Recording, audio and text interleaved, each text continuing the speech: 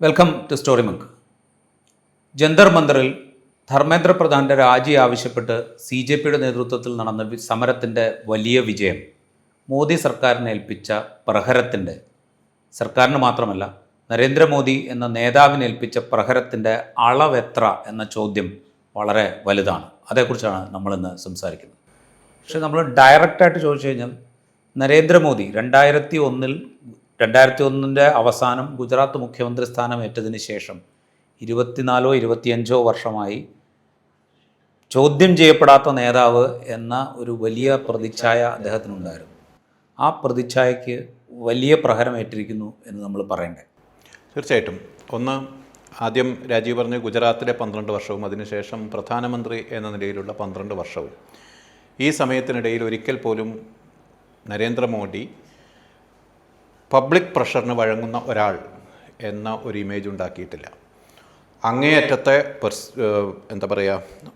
സ്വന്തം തീരുമാനങ്ങളിൽ ഉറച്ചു നിൽക്കുന്ന, ഒരു തരത്തിലുള്ള സമ്മർദ്ദങ്ങൾക്കും വഴങ്ങാത്ത ഒരു നേതാവ് എന്ന പ്രതീതിയാണ് മോഡി സ്വയം ഉണ്ടാക്കാൻ ശ്രമിച്ചത്. അതാണ് BJP പരസ്യപ്പെടുത്താൻ ശ്രമിച്ചത്.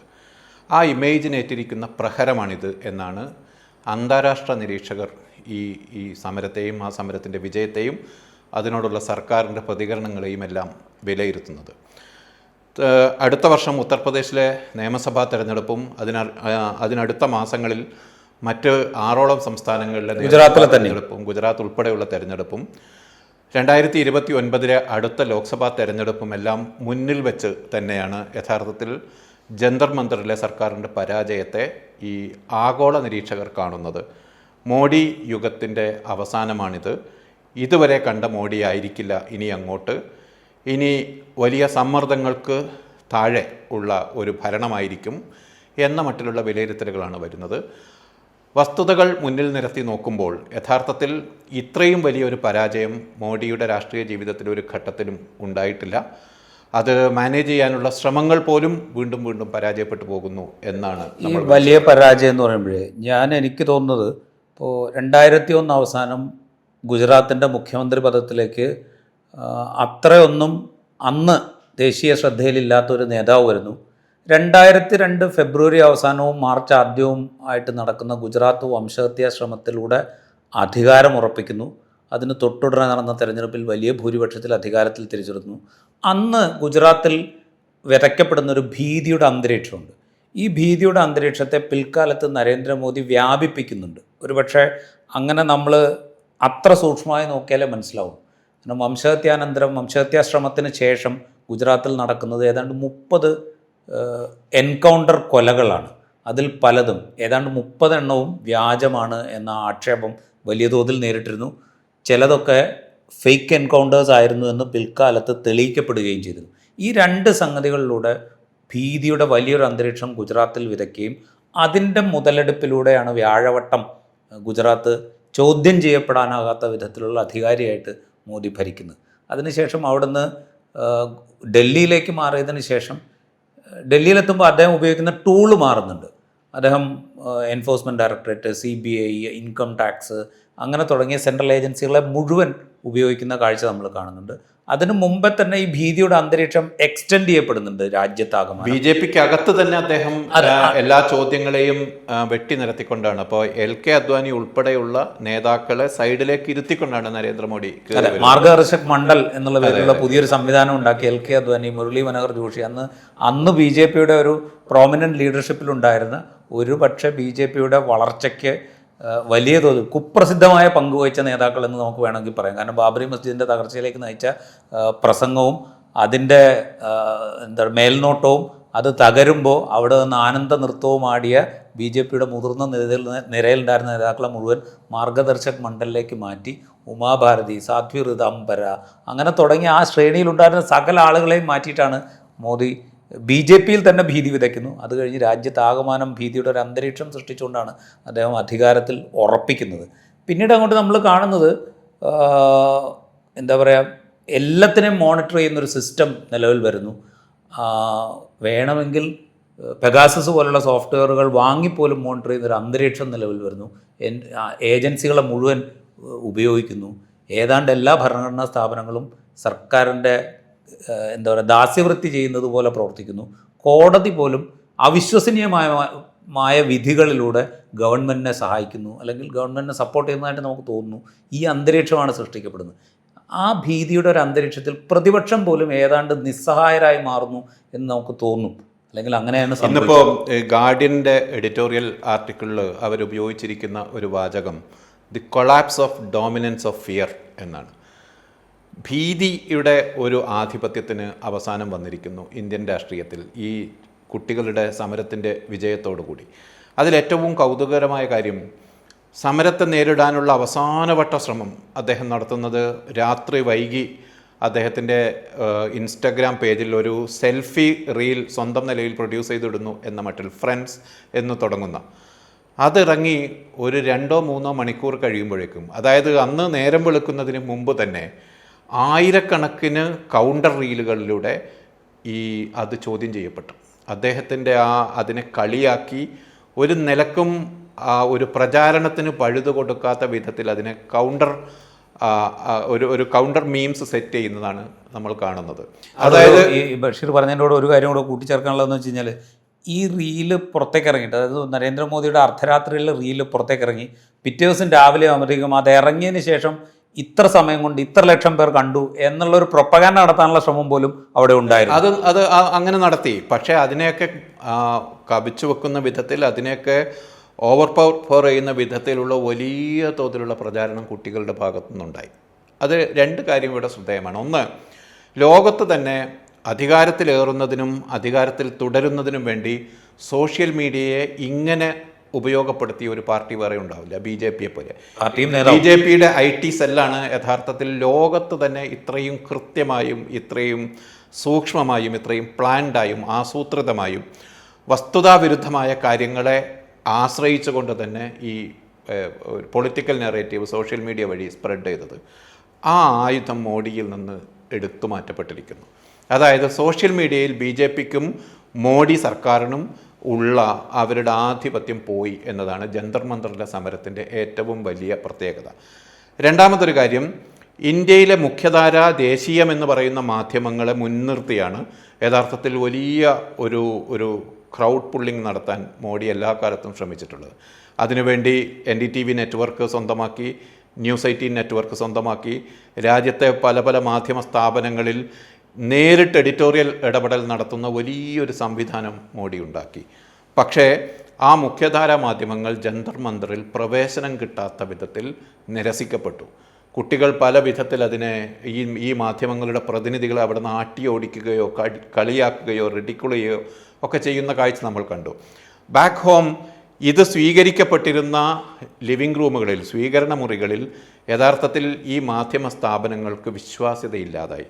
കാരണം അവരുടെ കുട്ടികളുടെ, അവരുടെ കുടുംബത്തിൻ്റെ, പുതിയ തലമുറയുടെ ഏറ്റവും വലിയ ഒരു ജീവൽ പ്രശ്നം മുന്നിൽ വന്ന് നിൽക്കുമ്പോഴും ഈ മാധ്യമങ്ങൾക്ക് മറ്റൊന്നാണ് പറയാനുള്ളത് എന്ന് ആദ്യമായി ബോധ്യപ്പെട്ടു. 2 കാര്യം, അതായത് സോഷ്യൽ മീഡിയയിൽ BJPയുടെ IT സെല്ലിനുള്ള മേധാവിത്വം തകർന്നു. മുഖ്യധാര മാധ്യമങ്ങളിൽ നമ്മുടെ ദേശീയം എന്ന് വിളിക്കപ്പെടുന്ന ന്യൂസ് ചാനലുകൾ വഴി ഒരു രാഷ്ട്രീയ പ്രചാരണം നടത്താനുള്ള ശേഷി ഇല്ലാതായി. ഈ 2 കാര്യങ്ങൾ വളരെ ക്രൂഷ്യലാണ് എന്നാണ്. BJPയുടെ IT സെല്ലിന് മാത്രമല്ല, ഞാൻ വിചാരിക്കുന്നത് പ്രധാനമന്ത്രി നരേന്ദ്രമോദി തന്നെയും അദ്ദേഹം പ്രധാനമന്ത്രി പദത്തിലേക്ക് വന്നതിന് ശേഷം ഏറ്റവും ആദ്യം ചെയ്തൊരു സംഗതി അദ്ദേഹത്തിൻ്റെ എല്ലാ കമ്മ്യൂണിക്കേഷൻസും സോഷ്യൽ മീഡിയ വഴി ആക്കുക എന്നുള്ളതായിരുന്നു. X വഴിയോ അല്ലെങ്കിൽ ഇപ്പോൾ ഫേസ്ബുക്കോ അല്ലെങ്കിൽ അങ്ങനെയുള്ള സാമൂഹ്യ മാധ്യമ അക്കൗണ്ടുകളിലൂടെ മാത്രം കമ്മ്യൂണിക്കേറ്റ് ചെയ്യുക, അല്ലെങ്കിൽ തിരിച്ചിങ്ങോട്ട് ചോദ്യം ചോദിക്കാത്ത മൻ കി ബാത്ത് പോലെയുള്ള സംവിധാനങ്ങൾ ഉപയോഗിക്കുക. അതായത് ഏകപക്ഷീയമായ സംഭാഷണങ്ങൾക്ക് മാത്രം മുതിർന്ന ഒരു പ്രധാനമന്ത്രിയായിരുന്നു അദ്ദേഹം. അദ്ദേഹത്തിൻ്റെ ആ രീതിയാണ് പിന്നീട് വലിയ തോതിൽ BJP തന്നെയും ഉപയോഗപ്പെടുത്തിയത്. അദ്ദേഹം സ്വമേധയാ തന്നെ പ്രൊപ്പഗാൻഡയ്ക്ക് വേണ്ടി വലിയ തോതിൽ ഉപയോഗിച്ചത്. ഇപ്പം അദ്ദേഹം രാജ്യത്തോടായി നടത്തിയ പ്രഭാഷണങ്ങൾ നമ്മൾ ആലോചിച്ചാൽ മതി. അദ്ദേഹം പ്രഭാഷണം നടത്തുന്നു, എങ്ങനെയാണോ സോഷ്യൽ മീഡിയയിൽ അദ്ദേഹം ഇടപെടുന്നത്, സോഷ്യൽ മീഡിയയിൽ തിരിച്ചിങ്ങോട്ടുള്ള ചോദ്യങ്ങൾക്കൊന്നും അദ്ദേഹം മറുപടി പറയുന്നില്ലല്ലോ, അല്ലെങ്കിൽ തിരിച്ചിങ്ങോട്ട് ചോദ്യങ്ങൾ ഉണ്ടാകാനുള്ളൊരു സാധ്യത പോലും അവിടെ ഇല്ലല്ലോ, ചോദ്യങ്ങളെ അവഗണിക്കാനുള്ളൊരു ചാൻസ് അവിടെയുണ്ട്. ഏതാണ്ട് അതുപോലെ തന്നെയാണ് അദ്ദേഹം രാജ്യത്തോട് പ്രഭാഷണങ്ങൾ നടത്തിയിരുന്നത്.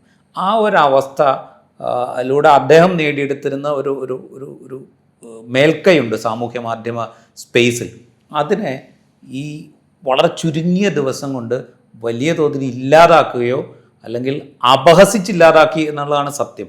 എനിക്ക് തോന്നുന്നത് ലോകത്ത് ട്രംപ് കഴിഞ്ഞാൽ സാമൂഹ്യ മാധ്യമങ്ങളിൽ ഏറ്റവും അധികം അപഹസിക്കപ്പെട്ട ഒരു നേതാവായി സമീപകാലത്ത് അപഹസിക്കപ്പെട്ട ഒരു നേതാവായി നരേന്ദ്രമോദി മാറി. രണ്ട് കാര്യം. ഒന്ന്, പുതുതായി എടുക്കുന്ന നടപടികളുണ്ട്. ഇപ്പോൾ നന്ദൻ നീലേക്കനിയുടെ നേതൃത്വത്തിൽ പുതിയൊരു ടാസ്ക് ഫോഴ്സിനെ വെക്കുന്നു. ഇന്ത്യയിലെ പരീക്ഷാ സംവിധാനങ്ങളെക്കുറിച്ച് കുറ്റമറ്റ ഒരു പരീക്ഷാ സംവിധാനം ഉണ്ടാക്കിയെടുക്കാനുള്ള ശ്രമങ്ങളുടെ ഭാഗമായി അതിനൊരു കമ്മിറ്റി ഉണ്ടാക്കുന്നു. ആ കമ്മിറ്റിയിൽ നിന്ന് ശുപാർശകൾ സ്വീകരിച്ച ശേഷം ഒരുപക്ഷെ പാർലമെൻറ്റിൽ പുതിയ നിയമനിർമ്മാണം പോലും നടത്തി തീർത്തും കുറ്റവിമുക്തമായ ലൂപ്പ് ഹോൾസ് ഇല്ലാത്ത ഒരു പരീക്ഷാ നടത്തിപ്പ് സംവിധാനം ഉണ്ടാക്കും എന്നാണ് സർക്കാർ പ്രഖ്യാപിച്ചിരിക്കുന്നത്. ആ ഒരു എഫർട്ട് വിജയിക്കുകയാണെങ്കിൽ ഈ രാഷ്ട്രീയമായ പ്രഹരം ഇല്ലാതാകും എന്ന് പറയാൻ പറ്റുമോ? അത്ര എളുപ്പമാണ് എന്ന് എനിക്ക് തോന്നുന്നില്ല. കാരണം വെച്ച് കഴിഞ്ഞാൽ ഒരു വലിയ പ്രഹരം ഇതിനകം ഏറ്റു കഴിഞ്ഞിരിക്കുന്നു. ലൂപ്പ് ഹോളുകൾ അടയ്ക്കുക എന്ന് പറയുന്നത് ഈ സർക്കാരിനെ സംബന്ധിച്ച് നമ്മളൊന്ന് ആലോചിച്ച് നോക്കുക. 2014 നരേന്ദ്രമോദി ആദ്യമായിട്ട് രാജ്യത്തിൻ്റെ പ്രധാനമന്ത്രിയായി ചുമതലയേൽക്കപ്പെടുന്നത്. 2015 നീറ്റിൻ്റെ ചോദ്യപേപ്പർ ചോരുന്നുണ്ട്. ഇപ്പോൾ 2015 മുതൽ ഈ ലൂപ്പ് ഹോൾ അവിടെ ഉണ്ട്. അത് അടയ്ക്കണം എന്നായിരുന്നുവെങ്കിൽ അവർക്ക് അടയ്ക്കാൻ ഇതിനകം സാധിക്കുമായിരുന്നു. അത് മാത്രമല്ല, ഇത് അടയ്ക്കുക എന്ന് പറയുന്നത് അത്ര ലളിതമായിട്ടുള്ളൊരു സംഗതിയാണ് എന്ന് ഞാൻ വിചാരിക്കുന്നുമില്ല. ഇപ്പോൾ പുതിയ നിയമം കൊണ്ടുവരുന്നു. നിയമത്തിൻ്റെ അഭാവത്തിലല്ലല്ലോ ചോദ്യപേപ്പർ ചോർച്ച ഉണ്ടാകുന്നത്. അത് ഒരു ഗവൺമെൻറ് സിസ്റ്റത്തിൽ നടത്തപ്പെടുന്ന ഒരു പരീക്ഷയുടെ ചോദ്യപേപ്പർ ചോർത്തിയെടുത്ത് വിൽക്കുക എന്ന് പറയുന്നത് നിലവിലുള്ള, നേരത്തെ CRPC ആയിരുന്നത് ഇപ്പോൾ BNS എന്ന് പറയുന്ന സംവിധാനത്തിൻ്റെ പല വകുപ്പുകൾ പ്രകാരം നിലവിൽ തന്നെ കുറ്റകരമാണ്. അവരെ അറസ്റ്റ് ചെയ്യും, അവരെ വിചാരണ ചെയ്യും, ശിക്ഷിക്കും. അതിനൊക്കെ നിലവിൽ തന്നെ വ്യവസ്ഥയുണ്ട്. അതിൻ്റെ ഏതെങ്കിലും ഒന്നോ രണ്ടോ ശിക്ഷാവിധി കുറച്ച് കൂട്ടിയത് കൊണ്ട് ഇത് തടയാൻ കഴിയും എന്ന് ശിക്ഷാവിധി കൂട്ടൽ മാത്രമല്ല, ഇപ്പം നാഷണൽ ടെസ്റ്റിംഗ് ഏജൻസി ഇപ്പോൾ ഒരു അഡ്മിനിസ്ട്രേറ്റീവ് സംവിധാനം മാത്രമാണ്. അതിനെ ഒരു സ്റ്റാറ്റ്യൂട്ടറി സംവിധാനമാക്കുക, പാർലമെൻറ്റിൻ്റെ മേൽനോട്ടത്തിലുള്ള വലിയ അധികാരങ്ങളുള്ള ഒരു സംവിധാനമാക്കി അതിനെ മാറ്റുക. അതുപോലെ ഈ പേപ്പർ വെച്ചുള്ള പരീക്ഷകൾ അവസാനിപ്പിച്ച് പരീക്ഷയുടെ തൊട്ട് മിനിറ്റുകൾ മുമ്പ് മാത്രം ഓപ്പൺ ആവുന്ന വിധത്തിൽ എൻക്രിപ്റ്റ് ചെയ്ത ഒരു ദേശീയ ക്വസ്റ്റ്യൻ ബാങ്ക് ഉണ്ടാക്കുക തുടങ്ങിയ നിർദ്ദേശങ്ങളാണ് മുന്നോട്ട് വെക്കപ്പെട്ടിട്ടുള്ളത്. ബഷീർ, നമ്മൾ ലളിതമായിട്ട് ആലോചിച്ചതിനുള്ള മറുപടി കിട്ടും. ഇപ്പോൾ കേരളത്തിൽ നടക്കുന്ന PSC പരീക്ഷകൾ, PSC കേരളത്തിൽ അത്യാവശ്യം വിശ്വാസ്യതയുള്ള ഒരു ഏജൻസിയാണ് എന്ന് ഇപ്പോഴും വിശ്വസിക്കുന്ന ഒരാളാണ് ഞാൻ. ഇപ്പോൾ സമീപകാലത്ത് അതിനെക്കുറിച്ച് വരുന്ന ആക്ഷേപങ്ങൾ ഉള്ളപ്പോൾ പോലും. പക്ഷേ നമ്മൾ PSC നടത്തുന്ന ഒരു പരീക്ഷ കഴിഞ്ഞു കഴിഞ്ഞാൽ, ഏതൊരു മത്സര പരീക്ഷ ആയിക്കോട്ടെ, അതിൻ്റെ തൊട്ട് പിറകെ സാമൂഹ്യ മാധ്യമങ്ങളിലൊക്കെ ആയിട്ട് ഈ പരീക്ഷ എഴുതിയ ആളുകൾ പറയുന്ന, രേഖപ്പെടുത്തുന്ന ചില കമൻസ് ഉണ്ട്. ചില ഏജൻസികൾ പ്രസിദ്ധീകരിച്ച പുസ്തകത്തിൽ നിന്നാണ്, ക്വസ്റ്റ്യൻ ബാങ്കിൽ നിന്നാണ് ഈ പരീക്ഷയുടെ ഇത്ര ശതമാനം ക്വസ്റ്റ്യൻസ് വന്നത് എന്ന് ചില ആളുകൾ ആരോപിക്കുന്നത് നമ്മൾ കാണാറുണ്ട്. ആരോപണങ്ങളിൽ സത്യങ്ങൾ ഉണ്ടാകാറുമുണ്ട്. കാരണം എന്താ വെച്ച് കഴിഞ്ഞാൽ, ഈ മത്സര പരീക്ഷയെ ആസൂത്രിതമായി അട്ടിമറിക്കുന്ന ഒരു പാരലൽ സംവിധാനം അവിടെ നിലനിൽക്കുന്നുണ്ട്. ഇതേ സംവിധാനം നീറ്റിൻ്റെ കാര്യത്തിലും രാജ്യത്ത് നിലനിൽക്കുന്നുണ്ട്. എന്തുകൊണ്ടാണ് ഈ ക്വസ്റ്റ്യൻ പേപ്പർ ലീക്കേജ് പുറത്തേക്ക് വരുന്നത് നമ്മൾ ആലോചിച്ചാൽ മതി. ആ ലീക്കേജ് പുറത്തേക്ക് വരുന്നത് തന്നെ മൾട്ടിപ്പിൾ, അതായത് ഈ പരീക്ഷയ്ക്ക് വേണ്ടി തയ്യാറെടുപ്പ് നടത്തുന്ന ഏജൻസികൾ, പരീക്ഷാ പരിശീലന ഏജൻസികൾ, ആ ഏജൻസികൾക്കിടയിലുള്ള കിടമത്സരം കൊണ്ട് മാത്രമാണ് ഈ ലീക്കേജിൻ്റെ വിവരം പുറത്തേക്ക് വരുന്നത്. അതർവൈസ് ഈ ലീക്കേജിൻ്റെ വിവരം പോലും പുറത്തേക്ക് വരാതെ ഇത് മാനേജ് ചെയ്യാൻ ഈ പറയുന്ന നീറ്റ് പരീക്ഷയ്ക്ക് തയ്യാറെടുപ്പ് പരിശീലന കേന്ദ്രങ്ങളുണ്ടല്ലോ. പല ഏജൻസികളുടെ പേരുകൾ നമുക്ക് തന്നെ അറിയാം. കേരളത്തിൽ തന്നെ വളരെ പ്രശസ്തമായ അല്ലെങ്കിൽ കുപ്രശസ്തമായ ഏജൻസികൾ ധാരാളമുണ്ട്. അതിനേക്കാൾ കുപ്രസിദ്ധമായ ഏജൻസികൾ രാജ്യത്തിന് പുറത്ത് തന്നെയുണ്ട്. അത് നീറ്റിന് വേണ്ടി മാത്രം പരീക്ഷാ പരിശീലനം നടത്തുന്ന ഏജൻസികളല്ല. അത് IAS പരീക്ഷയ്ക്ക്, സിവിൽ സർവീസ് പരീക്ഷയ്ക്ക് വരെ പരിശീലനം നടത്തുകയും ആ സെൻറ്ററുകളിൽ പോയി പഠിച്ചു കഴിഞ്ഞ് കഴിഞ്ഞാൽ പരീക്ഷയ്ക്ക് വിജയമുണ്ടാകും എന്ന് ഉറപ്പിക്കുകയും ചെയ്യുന്ന ഏജൻസി കേന്ദ്രങ്ങൾ അവിടെയുണ്ട്. എന്തിനാണ് ഈ നീറ്റിൻ്റെ പരീക്ഷ എഴുതാൻ സംസ്ഥാനത്തിന് പുറത്ത് സെൻറ്ററുകൾ കൊടുക്കാം എന്നുള്ള ഒരു അവസരം ഉണ്ടായതെങ്ങനെ? ഇപ്പോൾ കേരളത്തിൽ നിന്ന് രജിസ്റ്റർ ചെയ്യുന്നൊരു വിദ്യാർത്ഥിക്ക് വേണമെങ്കിൽ രാജസ്ഥാനിൽ പോയി പരീക്ഷ എഴുതാനുള്ള ഒരു അവസരം ഇതുവരെ ഉണ്ടായിരുന്നു. ഒരുപക്ഷെ ഇനി പുതിയ നിയമ ഭേദഗതി വരുമ്പോൾ അത് മാറ്റുമായിരിക്കും. ഇതുവരെ അതുണ്ടായിരുന്നു. എന്തിനാണ് അങ്ങനെ ഒരു അവസരം ഇതുവരെ കൊടുത്തിരുന്നതെന്ന് നമ്മൾ ആലോചിച്ച് നോക്കിയാൽ മതി. അവർക്ക് ഒരു പരീക്ഷാ സെൻറ്റർ സെലക്ട് ചെയ്യാനുള്ളൊരു അവസരം കൊടുക്കുന്നുണ്ട് എങ്കിൽ ഇത് ടെസ്റ്റിംഗ്, അതായത് ഞാൻ ചോദിക്കുന്നത്, ഇത്തരത്തിലുള്ള പ്രശ്നങ്ങളുണ്ട്. പക്ഷേ ഇതിന് പഴുതടച്ചു എന്ന് കരുതുക, കുറ്റമറ്റ രീതിയിൽ പരീക്ഷാ സംവിധാനത്തിൻ്റെ റിഫോംസ്, അതിൻ്റെ പരിഷ്കാരങ്ങൾ നടപ്പാക്കി എന്ന് കരുതുക. ഈ രാഷ്ട്രീയമായ തിരിച്ചടി അതോടുകൂടി ഇല്ലാതാകുമോ എന്നാണ് ഞാൻ ചോദിക്കുന്നത്. അതോ ഇത് ജന്തർ മന്ദറിൽ അവസാനിച്ച പരീക്ഷാ സംബന്ധിയായ ഒരു സമരം മാത്രമാണോ? അതോ ഗാർഡിയൻ പോലെയുള്ള പത്രങ്ങളൊക്കെ എഴുതുന്ന പോലെ collapse of the dominance of fear എന്ന് പറയാവുന്ന കുട്ടികളെ അല്ലെങ്കിൽ പുതിയ തലമുറയെ അല്ലെങ്കിൽ പ്രതിപക്ഷ രാഷ്ട്രീയ സംവിധാനത്തെ ആകെ സമരോത്സുകമാക്കാൻ പോകുന്ന തരത്തിലുള്ളൊരു വിജയമാണോ ഇത് എന്ന്? ഡെഫിനറ്റ്ലി അത് അങ്ങനെ തന്നെയാണ്. കാരണം വെച്ച് കഴിഞ്ഞാൽ ഇത് ഭീതിയുടെ ഒരു നിഴലിൽ നിന്ന് ഒരു ജനത പുറത്തേക്ക് വന്നതിൻ്റെ ഒരു പ്രകടനമായിട്ട് നമ്മൾ അതിനെ കാണണം. ഒന്നാമത്തെ കാര്യം. രണ്ടാമത്തെ കാര്യം, ഈ 12 വർഷമായിട്ട് കേന്ദ്ര സർക്കാർ അവകാശപ്പെട്ടിരുന്നത് അവിടെ അവരുടെ ഭരണത്തിന് കീഴിൽ യാതൊരു പ്രശ്നവും രാജ്യത്തില്ല, വലിയ വിശ്വാസ്യത അവർ അവകാശപ്പെട്ടിരുന്നു. ആ വിശ്വാസ്യതയാണ് ഇടിഞ്ഞ് താഴേക്ക് വീഴുന്നത്. അത് അത്ര എളുപ്പത്തിൽ പരിഹരിക്കാവുന്ന ഒരു പ്രശ്നമല്ല. ഒരു നിയമനിർമ്മാണം കൊണ്ടോ അല്ലെങ്കിൽ പരീക്ഷ നടപ്പ് ഞങ്ങൾ കാര്യക്ഷമമാക്കും എന്ന് പറഞ്ഞതുകൊണ്ടോ അതിന് നന്ദൻ നിലേക്കനിയുടെയോ അല്ലെങ്കിൽ ISROയുടെ പഴയ മേധാവി അംഗമായതോ നന്ദൻ നിലേക്കനി നേതൃത്വം നൽകുന്ന ഒരു സമിതിയോ നിശ്ചയിച്ചതുകൊണ്ടോ ഒന്നും പരിഹരിക്കാവുന്ന ഒരു പ്രശ്നമല്ല അത്. അപ്പോൾ നമ്മളൊന്ന് ആലോചിച്ച് നോക്കുക, 2014 വരെ രാജ്യം ഭരിച്ചുകൊണ്ടിരുന്ന UPA സർക്കാരിൻ്റെ കാലത്ത് വലിയ അഴിമതി ആരോപണങ്ങൾ വന്നു. ഈ അഴിമതി ആരോപണങ്ങളെ ഇല്ലാതാക്കാൻ പാകുന്ന ഒറ്റ ഉദാഹരണം മാത്രം എടുത്താൽ മതി. ഇപ്പോൾ കൽക്കരി കുംഭകോണത്തെക്കുറിച്ചുള്ള ആക്ഷേപം വന്നു. പ്രകൃതി വിഭവങ്ങളുടെ വിനിയോഗം കൽക്കരി ആരോപണത്തിന് വിധേയം അല്ലെങ്കിൽ ആ ആരോപണം ഉണ്ടാകാൻ പാകത്തിനുള്ള അവസരങ്ങൾ സൃഷ്ടിക്കാത്ത വിധത്തിൽ മാറ്റി തീർക്കുന്നതിനുള്ള നിയമം കൊണ്ടുവന്നു. ആ നിയമനിർമ്മാണം കൊണ്ട് ആ സർക്കാരിൻ്റെ വിശ്വാസ്യത തിരിച്ചെടുക്കാൻ ലോക് ജൻപാൽ വന്നു. വലിയ സമരത്തിന് ശേഷം ലോക് ജൻപാൽ കൊണ്ടുവന്നു. വിശ്വാസ്യത തിരിച്ചെടുക്കാൻ സാധിച്ചില്ല. അപ്പോൾ വിശ്വാസ്യത എന്ന് പറയുന്നത് ഒരിക്കൽ ഇടിഞ്ഞു കഴിഞ്ഞാൽ അത് തിരിച്ചെടുക്കുക. പ്രത്യേകിച്ച് ഇതൊരു ചെറിയ കേസല്ല. 10-22 ലക്ഷം കുട്ടികൾ, ആ കുട്ടികളെ പ്രതിനിധാനം ചെയ്യുന്ന കുടുംബങ്ങൾ, അടുത്ത തലമുറ, അതായത് അടുത്ത നീറ്റിന് തയ്യാറെടുത്തുകൊണ്ടിരിക്കുന്ന ഒരു തലമുറയല്ല, പല തലമുറകൾ, അവരുടെ കുടുംബങ്ങൾ, വലിയൊരു സമൂഹം. 28 വയസ്സാണ് നമ്മളുടെ ആവറേജ് ഏജ്. ചെറുപ്പക്കാരെ മുഴുവൻ, അവരുടെ വിശ്വാസ്യത മുഴുവൻ തകർക്കുന്ന ഒരു സംഭവമാണ് അവിടെ ഉണ്ടായത്. അതിൻ്റെ ഉത്തരവാദിത്വം ഏറ്റെടുക്കുന്നതിൽ വന്ന വലിയ കാലതാമസമാണ് ഉണ്ടായത്. ആ ഉത്തരവാദിത്വം ഏറ്റെടുക്കാൻ യുവാക്കൾ തെരുവിലിറങ്ങി പോലീസിൻ്റെ തല്ലുകൊണ്ട് സമരം ചെയ്യേണ്ടി വന്ന സാഹചര്യമാണ് ഉണ്ടായത്. അതുകൊണ്ട് വിശ്വാസ്യത തകരുന്നു എന്ന് പറയുന്നത് ചെറിയ പ്രശ്നമല്ല. മാധ്യമങ്ങളുടെ ഭാഗത്തേക്ക് നോക്കിയാൽ ദേശീയ തലത്തിൽ മാധ്യമങ്ങളുടെ ഒരു ഘടനയിൽ വ്യത്യാസം വരുന്നത്, പുതിയ തരം മാധ്യമങ്ങൾ ജനിച്ചു വരുന്നത്, പരമ്പരാഗത മാധ്യമങ്ങളിലുള്ള ആശ്രിതത്വം പൂർണ്ണമായും അവസാനിക്കുന്നത്, അവരുടെ മേൽക്കോയ്മയില്ലാതായിത്തീരുന്നത്, പുതിയ പുതിയ സ്ഥാപനങ്ങളും പുതിയ പുതിയ ജേർണലിസ്റ്റുകളും ഉയർന്നു വരുന്നത് ഒക്കെ നമ്മൾ കാണുന്നുണ്ട്.